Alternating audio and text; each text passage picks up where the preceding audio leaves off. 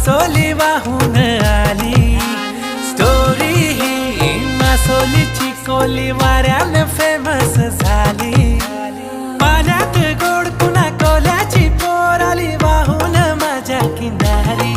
रमे तळाशी खोल तिचा मोत्याचा मोल, तिचं फसली माझ्याच जोडी. मासोली घावली झाल्यानं पोरी तुझी मासोली घावली झाल्या